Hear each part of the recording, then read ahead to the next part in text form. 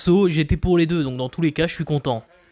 Mais comment je suis heureux que ce soit l'Union qui ait gagné. Direction Bruxelles, au stade Joseph-Marien, pour une assez grosse affiche de ce début de saison entre l'Union et le Standard. Deux équipes qui avant ce match étaient invaincues cette saison, avec une Union qui monte en puissance malgré des gros risques pris par un relâchement qui a failli être décisif lors de leur dernier match face à la Gantoise, et un Standard sur une excellente lancée après un magnifique match face à l'excellent Genk, qui n'a définitivement pas le nombre de points qu'il mérite par rapport au niveau de jeu qu'il propose. Et juste avant le match, oh regardez, il y a une mini-voiture, elle apporte le ballon à l'arbitre. C'est un peu marrant, mais ma question c'est pourquoi, étant donné que le ballon était là et que l'arbitre pouvait le prendre.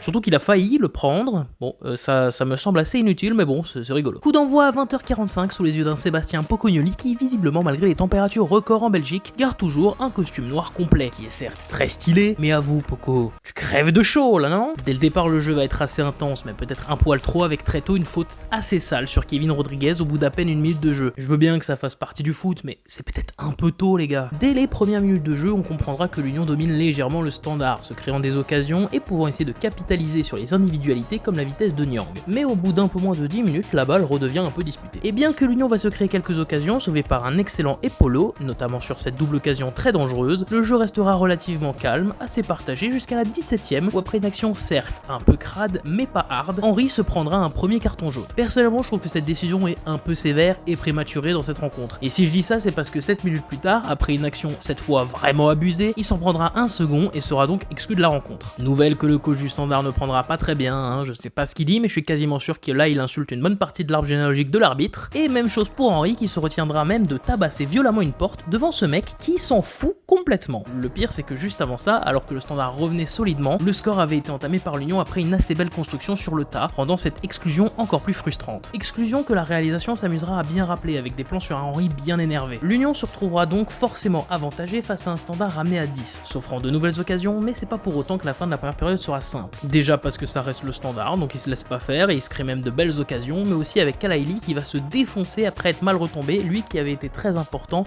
pendant cette première période. Malgré un Standard qui remonte petit à petit en puissance, le score ne changera pas avant la pause. Et je suis sûr que l'entraîneur du Standard, Mircea Rednik, va réussir à galvaniser ses troupes, comme un Pascal Duprat face au vestiaire de Toulouse en 2016. Mais en fait, pas vraiment. Dès la reprise, l'Union va jouer très haut, se baladant tranquillement dans la partie liégeoise du terrain, dont les joueurs peinent à juste les faire quitter la zone. Malgré tout, ça va pas être un début parfait, loin de là, car à la 47ème, McAllister va faire une erreur assez bête, offrant à Nkada un boulevard qu'il tentera de couper avec une faute bien dégueulasse digne d'un joueur de rugby. Bon, il y a déjà beaucoup d'encre qu'à couler sur cette action qui n'est même pas sifflée, laissant simplement l'avantage. Je pense que si Nkada s'était laissé tomber, c'était rouge assuré, ramenant le match à un 10 contre 10 plus équitable. Mais étant donné qu'il a été à peine dérangé, bah il s'est rien passé. Personnellement, au vu de l'intention claire d'envie de meurtre, je pense qu'un jaune aurait quand même été le bienvenu. Heureusement que McAllister s'est rattrapé en étant important en défense juste après, parce que sinon, malgré cet accrochage, l'Union va vraiment survoler son match, jusqu'à encore plus creuser le score avec un but de Rodriguez offert par Zorgan qui aurait pu tirer, mais qui a eu l'intelligence d'être altruiste. À partir de là, ça se voit qu'ils savent qu'ils vont gagner parce qu'ils vont commencer à faire n'importe quoi, hein. Malgré tout, après la montée de Bouffal et David, l'équipe se reprend un peu, mais bon,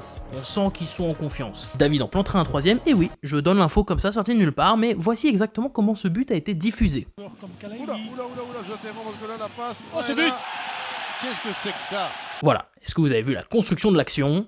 Moi non plus. Et étrangement, si le second but avait calmé l'Union, ce troisième va les rendre assoiffés de buts, se créant beaucoup d'occasions jusqu'à même en planter un quatrième annulé pour hors-jeu. Les standardistes subissant le match jusqu'à la fin, concédant les 3 points de la victoire à l'Union. Le match laisse un petit goût amer, car certes, l'Union a gagné 3-0, mais elle a joué bien plus d'une heure avec une supériorité numérique. Et personnellement, j'aimerais revenir sur la performance de Raoul Florux, qui, comparé à ses 2 premiers matchs excellents et une prestation un peu plus hasardeuse face à la Gantoise, va proposer un jeu rempli d'approximations et d'erreurs, recevant des occasions qu'il ne concrétisera pas jusqu'à se faire sortir à moins de 10 minutes de la fin. Faut pas être trop alarmiste, n'oublions pas que malgré ses débuts tonitruants, il vient seulement d'arriver dans le groupe et ça peut prendre un peu de temps encore avant qu'il soit à son plein potentiel. Côté Standard, j'aimerais quand même noter la prestation de Mort. J'ai pas d'image spécifique à montrer, mais sur le terrain, c'est vraiment le seul joueur qui a essayé au maximum de pallier l'absence d'Henry. Je pense pas qu'il faut trop s'en faire pour le Standard qui a quand même gardé un bon visage malgré des soucis défensifs, et l'Union est sur une très belle lancée que mon cœur Saint-Gillois est heureux de voir. Et avant de conclure, petit best-of des moments ridicules qu'on retrouve que en JPR Pro League. Niveau joueur, il n'y a pas trop de trucs ridicules à part cette erreur que je trouve bien ridicule pour un joueur comme Marlon Fossé, capitaine de 26 ans qui se fait avoir comme un gamin de 12 ans dans un five de quartier. L'arbitre aussi, qui après qu'un joueur se soit pris un violent ballon directement sur lui,